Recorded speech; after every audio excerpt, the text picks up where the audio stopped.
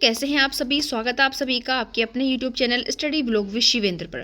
देखिए 26 फरवरी को जो जुडिशरी में 3 ईयर प्रैक्टिस को लेकर के जो आपकी हियरिंग हुई थी उसका जजमेंट यहाँ पर ऑनरेबल सुप्रीम कोर्ट की वेबसाइट पर अपलोड हो चुका है। यहाँ पर आपको दिखेगा भूमिका ट्रस्ट जो पिटिशनर है इनके नाम से versus Union of India respondent है। तो देखिए भूमिका ट्रस्ट, क्योंकि यहाँ पर देखिए किया क्या है कि जो भी आपके प्रैक्टिस के रिगार्डिंग जो मामले थे सबको एक जगह आपका इंक्लूड कर दिया है। तो ये चंद्रसेन वाली जो थी आपकी पिटीशन उसको भूमिका ट्रस्ट और जो भी हैं आपके उनके साथ मर्ज यहाँ पर कर दिया गया है। लेकिन मैं आपको बता दूं कि भूमिका ट्रस्ट वाला मैटर वो था जहाँ डिसेबल पर्सनस के लिए जो आपका मांगा गया था छूट कि भाई उन लोगों के लिए जो है प्रैक्टिस करना बहुत भारी है, उससे रिगार्डिंग आपका ये था। ठीक है, और यहाँ पर अगर हम देखें तो स्टार्टिंग में सारी चीज़ें आपको जो है यहाँ पर रेस्पोंडेंट और पिटिशनर के नाम ही नज़र आएंगे।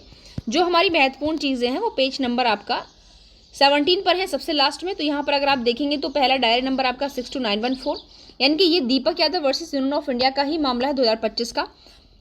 और ये आपका डीटैग कर दिया है, यानी कि detag this matter from the rest of the matter and list before regular bench, यानी कि रेगुलर बेंच के समक्ष इसको जो लिस्ट कर दिया गया है। और यहाँ पर अगर मैं बात करूँ तो इसमें आपका 24 अप्रैल है जो कि इसमें आपकी डेट लगाई गई है।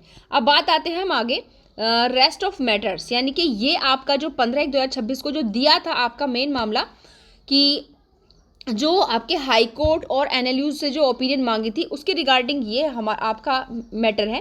तो इसमें कहा कि difference to order date 15/1/2026 most of the high court have sent their fresh opinion, however some high court are yet to file their opinion, यानी कि कुछ ने तो अपनी ओपिनियन जो है फाइल कर दी है लेकिन कुछ की अभी जो है बची हुई है।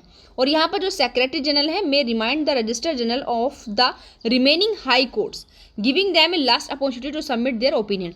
अब यहाँ पर कर दी गई है, जिन्होंने नहीं की उनको लास्ट अपॉर्चुनिटी दी गई उन हाई कोर्ट को, कब तक के लिए? 9 मार्च तक के लिए।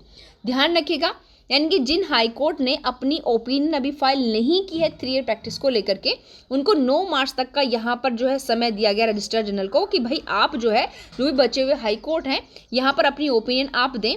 ठीक है, और उसके अलावा यहाँ पर अगर हम बात करें तो यहाँ पर फिर इसको लिस्ट जो कर देगा among with these matters on 13 मार्च। ठीक है, 9 मार्च तक का इनको टाइम दिया इसमें इसको करने का, और उसके बाद ये आपकी लिस्ट होगी 13 मार्च को।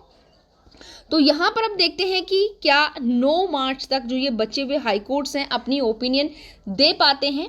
तो यहाँ पर 13 मार्च को क्या होगा क्या नहीं होगा पता चलेगा, क्योंकि लगातार किसी न किसी मैटर पे एक ही डेट पर कोई भी कंप्लीट जो है कंक्लूजन निकल करके नहीं आ रहा है, लगातार हो रखा है। लेकिन यहाँ पर जैसा भी होगा बिल्कुल जो इस आर्ग्यूमेंट्स में चीज़ें पता चली उनसे ज़्यादातर यही नज़र आ रहा है कि भाई जो डिसीजन है वो कैंडिडेट्स की फेवर में ही होगा, क्योंकि बीच का कोई ना कोई ऐसा सॉल्यूशन निकल करके आएगा कि बच्चों का भी ज़्यादा नुकसान जो कि नहीं होना चाहिए। क्योंकि यहाँ पर सुप्रीम कोर्ट ने खुद इस चीज़ को एक्सेप्ट किया था कि एक तरीके का वैक्यूम जो है वहाँ पर इंक्लूड हो जाएगा और महिलाओं को तो बिल्कुल एक तरीके से जुडिशरी से बाहर का रास्ता दिखा दिया जाएगा। अगर मैं बात करूँ तो लगभग 90% वुमेन्स को, ठीक है, क्योंकि हर चीज़ में एक्सेप्शन होता है इसीलिए। तो यहाँ पर 9 मार्च तक का आपका टाइम है। तो देखते हैं कि क्या इन हाई कोर्ट के द्वारा 9 मार्च तक अपनी ओपिनियन को फाइल किया जाता है या नहीं किया जाता है, या आगे और ये टाइम आपका एक्सटेंड होता है, तो वो पता चलेगा आपका 13 मार्च को। तो आज के लिए इतना ही, मिलते हैं नेक्स्ट वीडियो में। Thank you.